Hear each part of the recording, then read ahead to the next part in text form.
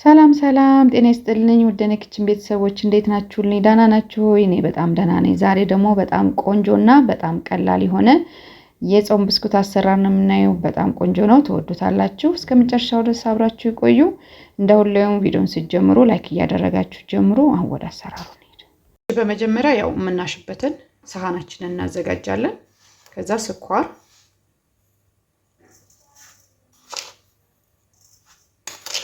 3 የሾርባ ማንኪያ ወይም ሩብ ኩባያ የሚሆን ስኳር እጨምራለሁ።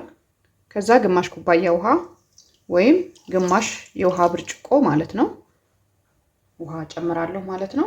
ስኳሩን እንደ ፍላጎታችን ማድረግ እንችላለን። ጭራሽም አለመጨመርም እንችላለን። ከዚህ ማሳነስ እንችላለን ማለት ነው።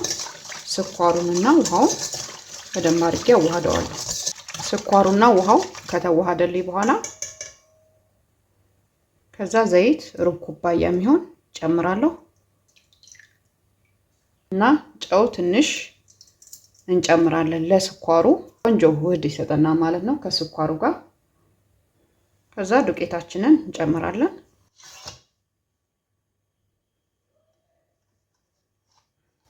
እና እንደዚህ ነፍተን ስንጨምረው በጣም ቆንጆ ነው የሚሆንልን።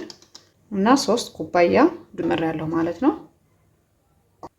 እና ቤኪንግ ፓውደር 1 ሾርባ ማንኪያ ጨምርና አብሬ እነፋዋለሁ ማለት ነው።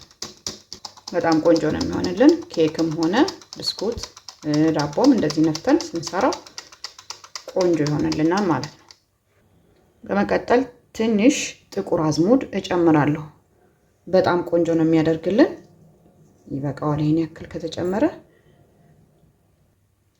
ከዛም እናቀላቅለዋለን ማለት ነው። እናም ያው ውሃውንም እንዳስፈላጊነቱ እያየን እንደ ዱቄታችን አይነት ስለሚለያይ የሚያስፈልገውን መጨመር እንችላለን ማለት። ከዚህ በፊት የሰራሁት ቪዲዮ ላይ ቫኒላ ባንጨምርስ ያልሽኝ እህት ያለሽ፣ ምንም ችግር የለውም ባይጨመር። እንደዚህ በጥቁር አዝሙድ ቆንጆ ቃና መስጠት እንችላለን ማለት ነው። ከዛም ያው እናሸዋለን። አሁን የምንፈልገው አይነት ውህድ እስከሚመጣልን ድረስ በደረቁ ካቀላቀልን በኋላ ከዛም ያስፈልገውን መጨመር እንችላለን። ዱቄትም ካስፈልገው ዱቄት፣ ውሃም ካስፈልገው ውሃ እንጨምራለን ማለት ነው።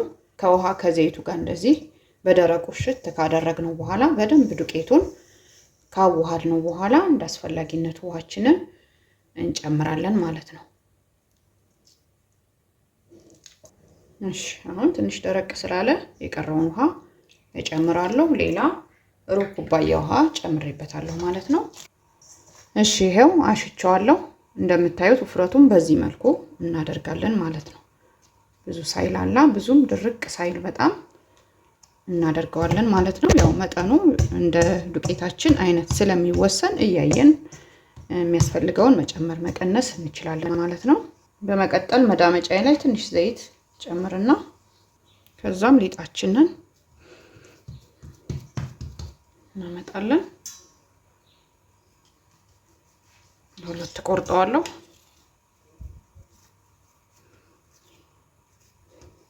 ከዛም ላስቲክ ከላይ አደርግና በቀላሉ እንዲዳመጠኝ አድርጌ ዳምጠዋለሁ ማለት ነው። እናም አንድ ተመልካችም እህቴ እንደዚሁም ያለ መዳመጫስ ብንሰራው ብለሽኛል። በጠርሙስ አድርገን እንደዚህ መክተፊያ ላይ አድርገንም ዘርጋ ያለ ነገር ላይ ማረግ እንችላለን ማለት ነው። ምንም ችግር የለውም። በዚህ መልኩ ዳምጫዋለሁ ማለት ነው።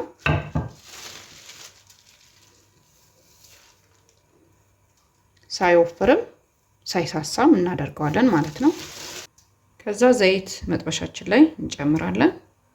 ኩፍ ስለማናደርገው ዘይታችን እስከሚግል ድረስ ቆራርጠን እናዘጋጃለን ማለት ነው። አናቆየውም።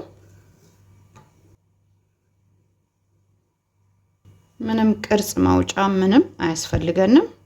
ከፈለጋችሁ በቅርጽ ማውጫ ማድረግ ትችላላችሁ፣ ግን እንደዚህም በቀላሉ በቢላችን ቆራርጠን ማዘጋጀት እንችላለን ማለት ነው።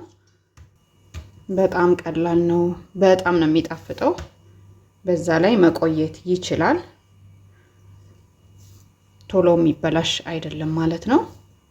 በመቀጠል ያው ዘይታችንን ተስተካክሎ መጋሉን እናያለን ማለት ነው። ከዛ ያው ብዙ መጋልም የለበትም፣ ብዙም ደግሞ ያው ሳይግልም መሆን የለበትም። ዘይቱን ይመጥብናል ማለት ነው። ብዙም ከጋለ ደግሞ ያው እንደምታውቁት ልብልብ ስለሚያደርግ እስከ ውስጥ አይበስልልንም ማለት ነው። ከዛ እንደዚህ ተመጣጥኖ ግልልን እንጨምረዋለን። ወዲያውኑ ነው የምንጨምረው፣ አናቆየውም።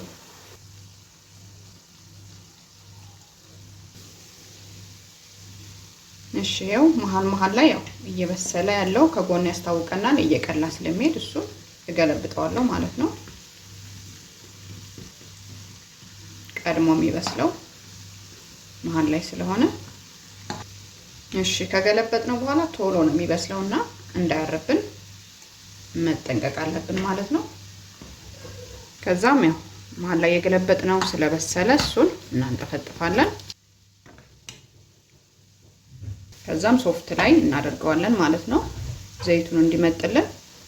እሺ ያው እንግዲህ ዘይታችንን ተጠንቅቀን ልብልብ እንዳያደርግብን አስተካክለን ማብሰል ይኖርብናል። ጣዕሙ ላይ ያው ብዙ ለውጥ ስለሚኖረው ማለት ነው። ያልተስተካክሎ ያልበሰለውም ጥሩ ስለማይሆን እንደዚህ እሳታችንን አመጣጥለን እያበሰል እናንጠፈጥፈዋለን ማለት ነው። የቀረውንም እንደዛው ዳምጫዋለሁ። ወዲያው እየዳመጥን ስናደርገው ቆንጆ ነው ማለት ነው። ኩፍ እንዳይልብን ያው ቅርጹን እንደምንፈልገው ማድረግ እንችላለን።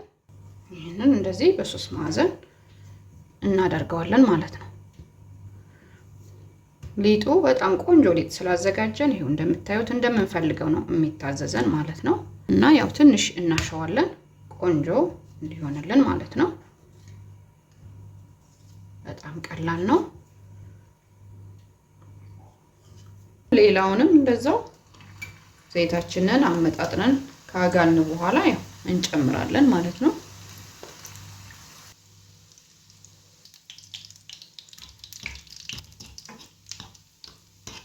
ከዛም ያው በተመሳሳይ መልኩ መሃል ላይ የበሰለው እያወጣው ከዛ የዳሩንም እንደዛው አበስለዋለሁ ማለት ነው። እሺ እንደምታዩት በዚህ መልኩ አበሳስዬው መጥቻለሁ ማለት ነው። እንዴት እንደሚያምር ከለሩ በጣም ቀላል ነው። አሰራሩም እንዳያችሁት ያለ እንቁላል ያለ ወተት ያለ ቅቤ እንደዚህ ቆንጆ አድርገን ቆንጆ ብስኩት መስራት እንችላለን ማለት ነው። በተለይ ለምትጾሙ ሰዎችም በጣም ቆንጆ አማራጭ ነው። እናም ክረምትም እየመጣ ስለሆነ ለልጆችም ባለን ጊዜ ሰርተን ብናስቀምጠው ለ3 ቀን ለ4 ቀን የሚሆነን የማይበላሽብን ማለት ነው። በጣም ቆንጆ በጣም የሚጣፍጥ ለቡና ቁርስ ራሱ ወዲያውኑ ልንሰራው የምንችል ኩፍ የምናደርገው ነገር የለም ምናምን። ስለዚህ በጣም ቆንጆ የብስኩት አማራጭ ነው ማለት ነው። እንግዲህ በዚህ መልኩ ሰርታችሁ ማታውቁ ከሆነ ሰርታችሁ ሞክሩት። በጣም ቆንጆ ነው። በጣም ነው የሚጣፍጠው። ይሄው ከሽ ነው የሚለው ይሰማችሁ ከሆነ። እናም ትንሽ ቀዝቀዝ ሲል ደግሞ የበለጠ ደረቅ እያለልን ይሄዳል ማለት ነው። እናም ቆንጆ የብስኩት አማራጭ ነው። በዚህ መልኩ ሰርታችሁ ማታውቁ ከሆነ ሰርታችሁ ሞክሩት። ይሄው ያው ትንሽ ትኩስም ስለሆነ ነው እንጂ ደረቅ ሲል ደግሞ በጣም ከሽ ነው የሚልልን ማለት ነው።